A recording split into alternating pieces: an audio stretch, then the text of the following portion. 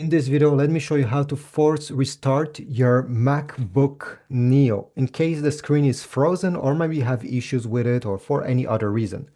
So what you need to do, no matter what's on the display, is to find the top right corner button. If you have the MacBook Neo that has the Touch ID button, well, you'll have to press on that button. In my case, I don't have that model, I have the cheaper one, and it has a lock on it.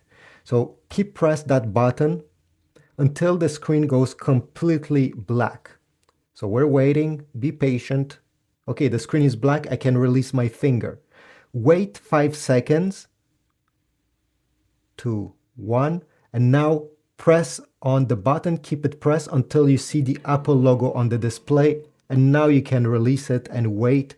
The screen is booting up, and let me just wait a few seconds. All right, it took us around 12 seconds. Enter your password. And there's a good chance that the apps that were previously open before you do this restart will open up again. This is it. Thanks for watching. Please leave a like, comment.